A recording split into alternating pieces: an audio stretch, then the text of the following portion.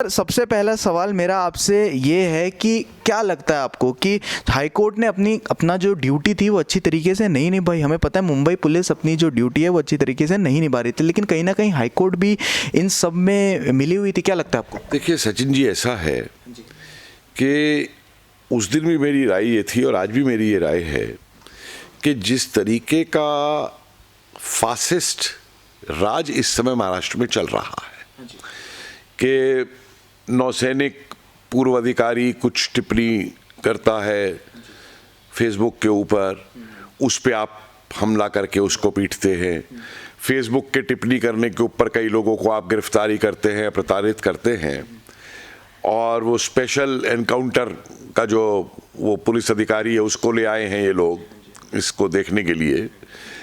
तो मेरे को तो ये लगा उस दिन कि जब पहले दिन नीचे सेशन कोर्ट ने भी नीचे ये कहा था कि भाई ये केस गलत है, केस नहीं खुलना चाहिए था, ये अरेस्ट गलत है, और फिर भी 14 दिन की रिमांड में दे दिया था।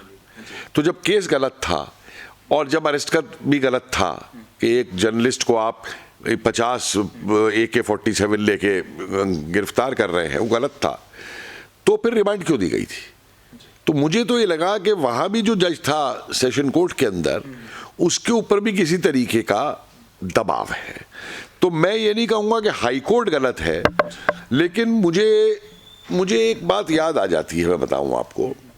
मैं कश्मीर में था 1993 के अंदर और बात कर रहा था बच्चों से, तो एक बच्चे ने मुझसे एक बात पूछी कि आप दिल्ली में रहते हैं और अगर आपके घर पे 2 आदमी बंदूक लेके आ जाएं और आपसे कहें कि जाकर के फलानी जगह पे बम रखाओ, तो आप क्या करोगे? समझ गए आप ये जो डायलेमा है? तो मुझको ये लगता है कि जिस तरीके से वहाँ आम जनता को भी डराया धमकाया जाता है, गवाहों को डराया धमकाया गया, तो कहीं ऐसा तो नहीं कि इन्होंने जजों के परिवारों को भी धमकी दी हो जा करके? क्योंकि बम्बई के अंदर जो माफिया ऑपरेट करता है, और मैं ये नहीं कह रहा कि बम्बई सरकार ने ये किया हो, इसको वहाँ पे जो दाऊद के गुर्गे हैं, जो वहाँ पे माफिया, आप देखिए ना कि दाऊद का घर आज तक नहीं बिक पाया क्योंकि वो जाके धमका देते हैं। तो ये जो दाऊद के गुर्गे, ISI के गुर्गे वहाँ पे घूम रहे हैं, जो भारतीय राष्ट्रवाद के खिलाफ है, भारत के खिलाफ है, रिपब्लिक के खिलाफ है, अर्नब के खिलाफ है, तो कोई बड़ी बात नहीं कि इन्होंने जाके जजों के परिवारों को और वो सब और उस तरीके की धमकी दी हो, क्योंकि वो स्पष्ट है कि सेशन कोर्ट का भी जो दोगला, मतलब दोगला क्या, दोगला शब्द तो नहीं कहूँगा, लेकिन दोहरापन जो उसमें आया है जजमेंट के अंदर, तो इसी तरीके का कोई प्रेशर जो है इंडिविजुअल जजों के ऊपर है, उनकी सिक्योरिटी नहीं है, वो नहीं है। अदरवाइज वही जज वो हैं, वही जज आगे आगे सुप्रीम कोर्ट के जज बनते हैं, लॉ सबके सामने वही है पूरा का पूरा।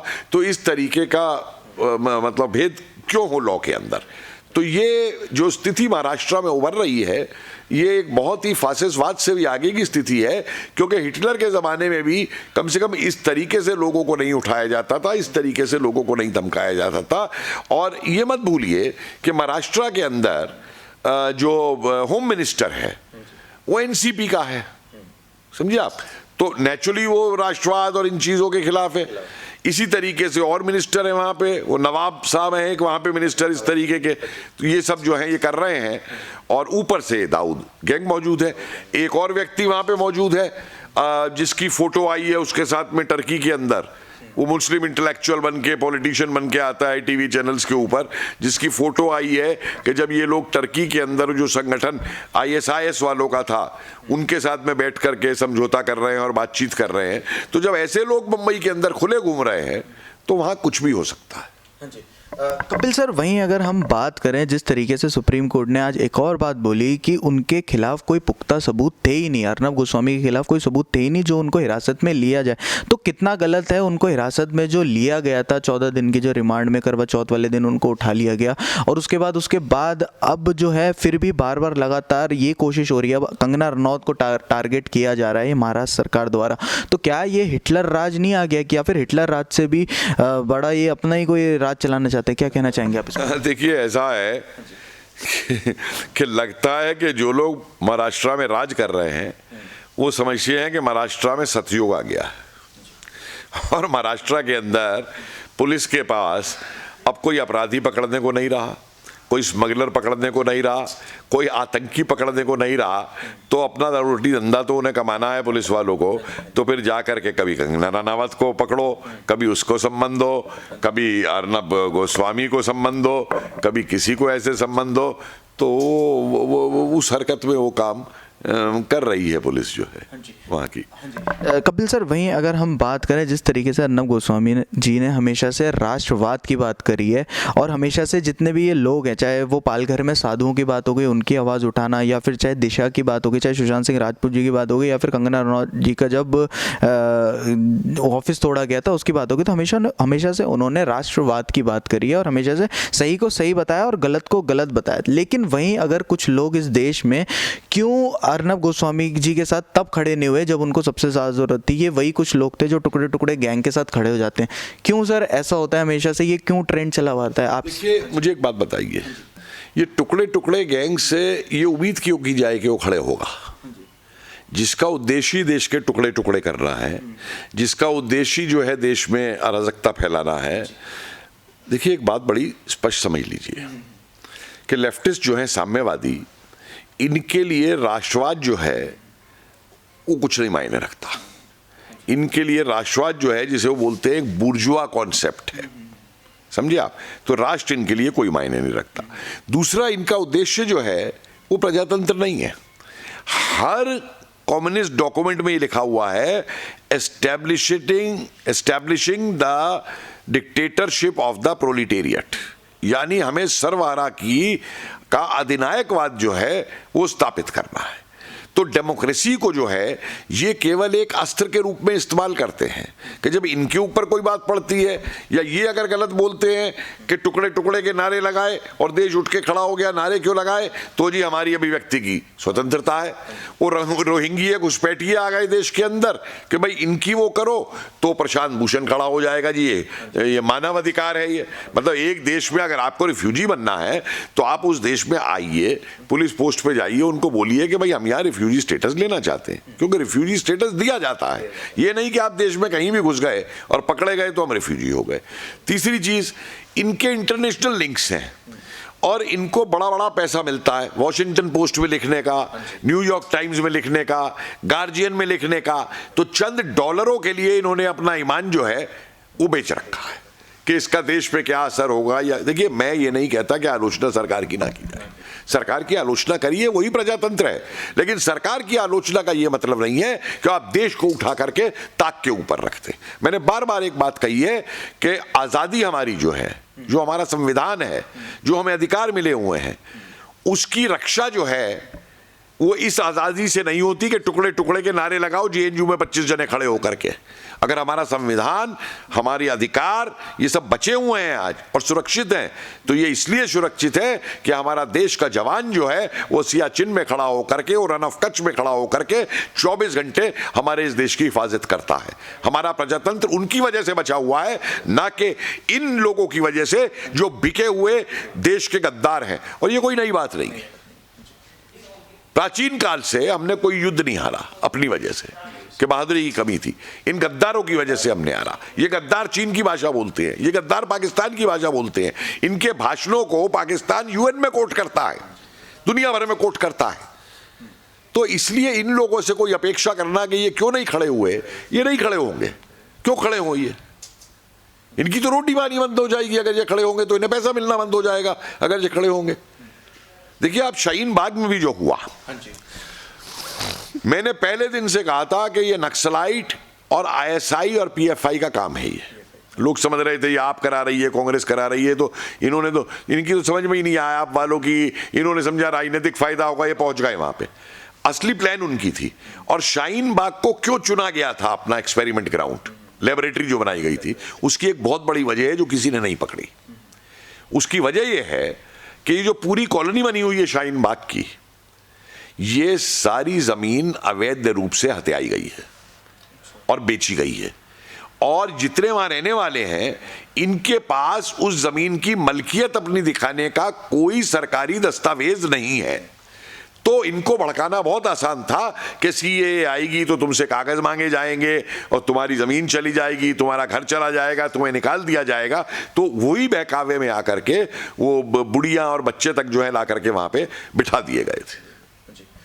सर वहीं अगर हम बात करें अब बॉलीवुड इंडस्ट्री की, अब बॉलीवुड इंडस्ट्री से नए नए नाम जो है सामने निकल के आ रहे हैं और हमेशा से देखा गया है मुंबई से जो पुराना कनेक्शन रहा है वो डी गैंग और दाऊद गैंग का रहा है। मनी लॉन्ड्रिंग हो गए, मर्डर हो गए, कास्टिंग काउच हो गए और जितने भी जो काले अवैध धंधे होते हैं वो बॉलीवुड और दाऊद गैंग और मुंबई, इन तीनों का हमेशा से कहीं ना कहीं लिंक रहा है।